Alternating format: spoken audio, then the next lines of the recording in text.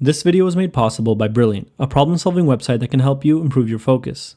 In a world that is growing in distraction, the ability to focus is becoming increasingly rare. It's a skill that, simultaneously, is becoming increasingly valuable. Its demand is rising while its supply is decreasing, to put it in economic terms. In this essay, we'll establish a philosophy for focusing and learn how we can get better at it. But before we discuss the tactical advice, let's construct a thought experiment that will let us get to the heart of what it actually means to focus.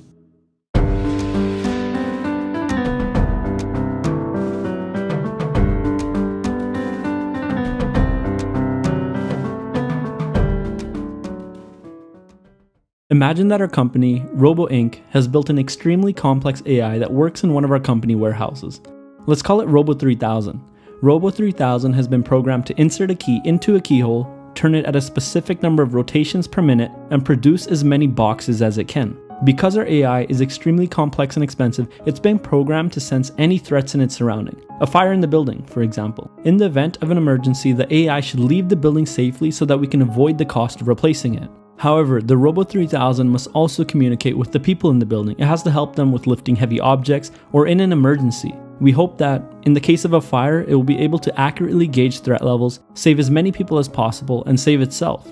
Our company has also invested in an even more expensive and complex AI, the Robo 5000. It can update all of our Robo 3000s and make them more efficient. Because Robo 5000s are so expensive, we only have one. Furthermore, it can only update one robot at a time, and that process takes several hours. So it travels around the building, and our Robo 3000s have to interact with that Robo 5000 to help maximize their productivity. When a Robo 3000 goes to interact with the Robo 5000, it leaves its station and doesn't produce any boxes. So it must be careful not to leave its station without good reason. The Robo 3000s have to periodically communicate with the Robo 5000 to see if an update is worth getting. They have to determine whether the benefits of an update outweigh the loss in production. Okay, at this point in the thought experiment, I'd like to lay out some definitions. Consider the action of the AI putting its key into the keyhole, producing boxes, and ignoring all of the environmental stimuli. Let's call this a state of directed focus. Directed focus is directing attention at a single thought or action, a narrowed attention. It's providing undivided attention while ignoring all environmental stimuli. The opposite state will be called generalized focus. Generalized focus is broadly distributed attention.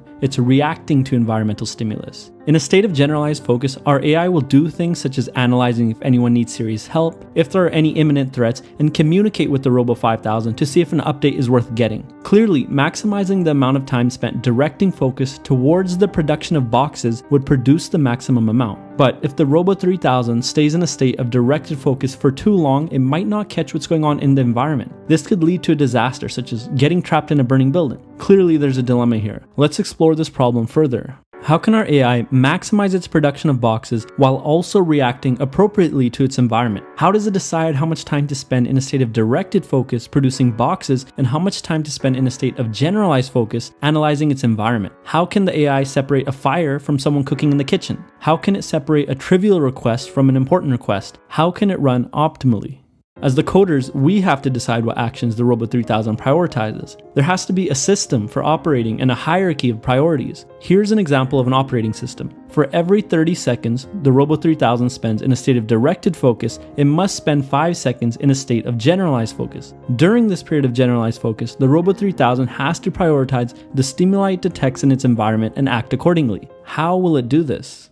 What if we assigned it a point system based on actions and priorities? For example, helping others with menial tasks, low to no priority, 20 points. Maximizing the production of boxes, medium priority, 40 points. Helping others with heavy lifting, high priority, 60 points. Saving its own life, higher priority, 80 points. And then saving the lives of others, that's the highest priority at 100 points. Now, if we code the Robo 3000 to maximize the amount of points it achieves each day, it should direct its focus appropriately. It will maximize the production of boxes while also accomplishing more important tasks. If the robot does not maximize its points, that means it has been inaccurate in its ability to prioritize actions. There's a fault in its code. How does this relate to us?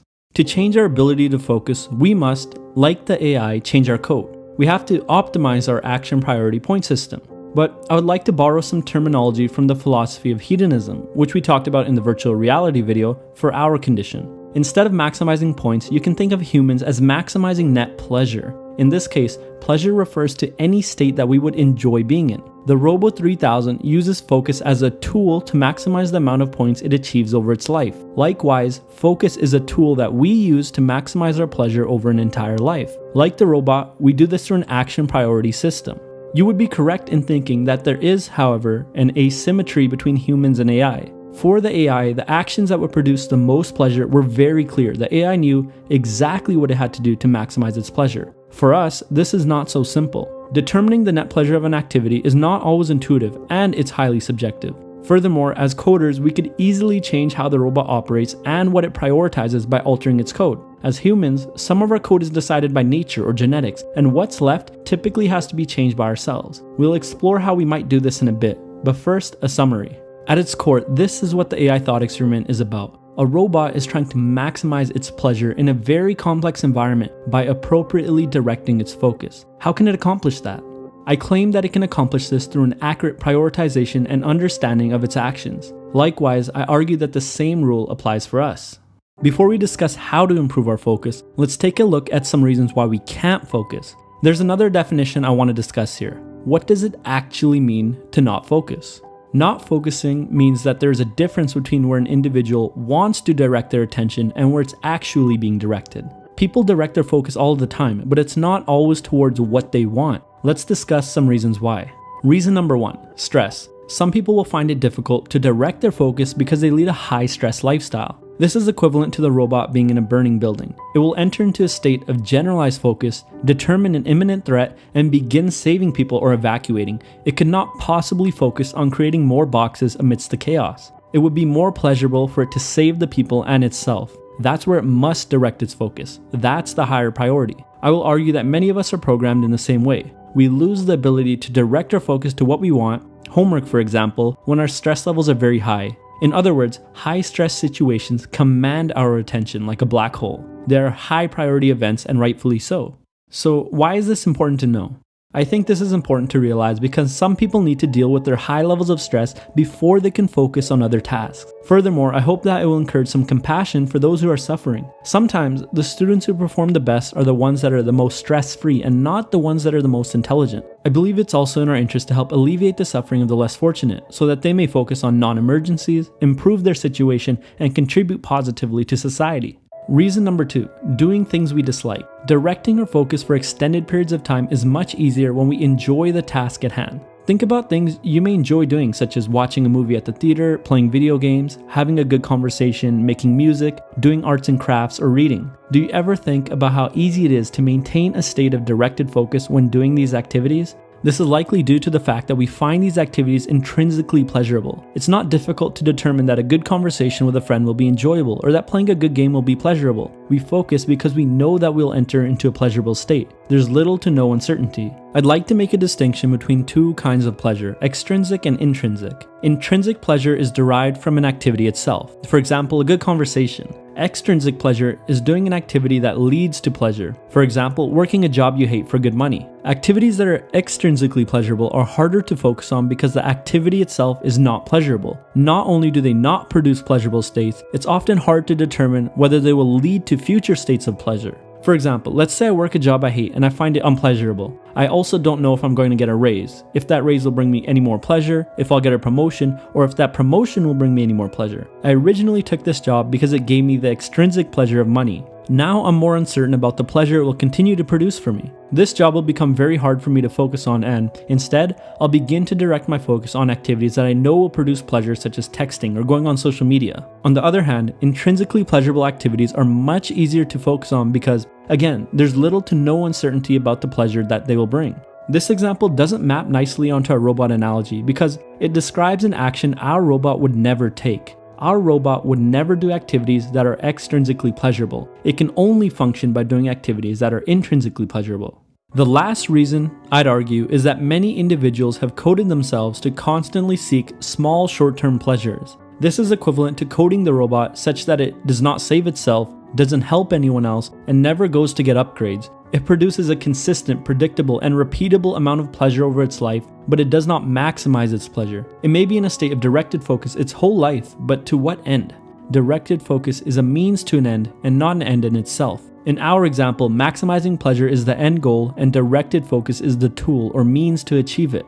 Now, how can we address all of the problems? So 2 out of the 4 problems were solved above, which were dealing with stress and doing intrinsically valuable activities. So let's discuss the other 2. The first habit would be abstaining from short-term pleasure seeking. The best way to change our code arguably is through our habits. By cultivating the ability to abstain from short-term pleasure seeking, we can focus on activities that produce more long-term pleasure. So here are some practices that can help us build a habit of abstaining. The first practice is meditation. Meditation allows you to embrace boredom and to not be bothered by it. It trains the brain to not seek out immediate pleasure in boredom. It allows us to stay calm when working on activities that require more patience to produce pleasure. The second practice is deep work. I've talked about this one many times, so I don't really want to go over it again, but I have a video on it and I've discussed it in a podcast with Dr. Jabal from Med School Insiders. I'll leave links to both of these in the description. The third practice is to create a not to-do list. This is the inverse of a to-do list. Instead of telling you what to do for the day, it tells you what activities to abstain from. The real difficulty is in sticking to this list. But if you keep it out and in front of you, by using a post-it for example, it can be a great reminder to abstain from short-term pleasures. However, there is a problem with abstaining.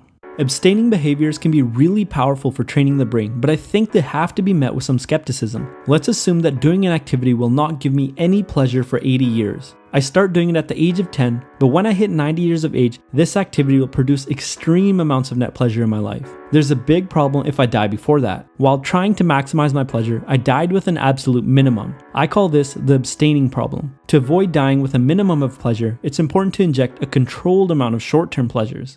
So that leads us to habit number 2, controlled injection of pleasure. One of the most powerful ways to inject controlled pleasure into your life is to separate it into periods where you pursue long-term pleasures and periods where you pursue short-term pleasures. Here are some practices that can help with that. Practice number 1, controlling media. Carefully select times in the day when you'll check social media, watch TV, or play video games. Choose what devices they'll be on too. Maybe you only check social media while you're on your desktop and you only play video games on the living room TV which you have limited access to. Be deliberate about when you engage in these short-term pleasures. Dictate when you use them. Don't let them dictate you. If you want to learn how I control social media, you can watch my video on it, which I've linked to in the description. The second practice would be having a quitting time. Imagine these 2 scenarios. I tell you to run hard for 200 meters, while I just tell you to run hard. Your time would likely be faster in the former case because you know how long you'll have to expend yourself for. In the latter example, you will likely preserve your energy because you don't know when I'll tell you to stop. Likewise, it's a lot easier to direct focus when we know the bounds of when to start and when to end. Set a quitting time for each day, after which you will do no more work. After the quitting time, there are no limits on your short-term pleasures. Before the quitting time, you have to limit them. The third practice is to create blocks of work. A good way to balance short-term and long-term pleasures before your quitting time is to structure periods of intense focus followed by periods of breaks. A common technique for this is the Pomodoro technique. Typically, the Pomodoro technique entails someone working for 25 minutes followed by a 5-minute break. After 4 25-minute working sessions, they take a longer break of 30 minutes. In those break times, they can indulge in whatever short-term pleasure they want. During the periods of focus, they should do activities that produce long-term pleasure. This is a good way to balance both short-term and long-term pleasures on a daily basis. And the fourth practice is to create a priority list. This one is a variation of the not to-do list. You write down a list of all the activities you can do in a day and then you prioritize them on a scale of 0 to 100.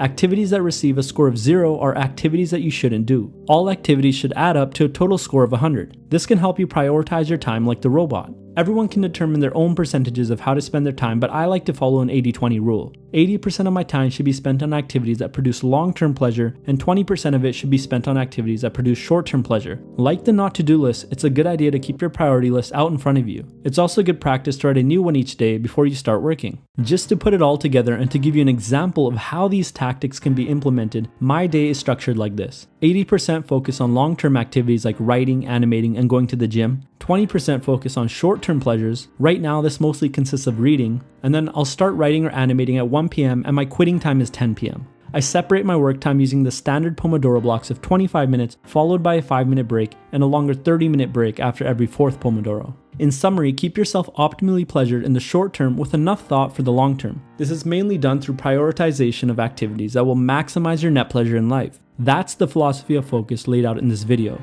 I'd like to close out with an amazing quote from Steve Jobs, may he rest in peace. People think focus means saying yes to the thing you've got to focus on. But that's not what it means at all. It means saying no to the 100 other good ideas that there are. You have to pick carefully. I'm actually as proud of the things we haven't done as the things I have done. innovation is saying no to 1,000 things.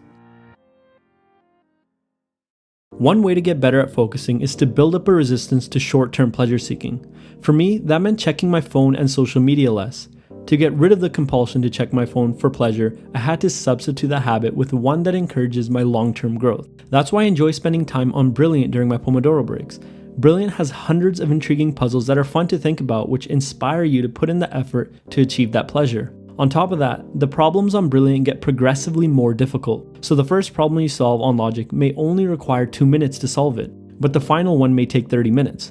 This gradual increase in difficulty helps build a stronger resistance to short-term pleasure seeking. Just go to brilliant.org/freedominthought or click the link in the description below and you can sign up for free. As a bonus for those who are ready to push yourself even further, the first 200 people will be hooked up with 20% off the annual subscription. Now that you've improved your focus, why not learn to study way more effectively using the Feynman technique? You can click the video on screen to take you over there. As always, thanks for watching, and I'll see you next time.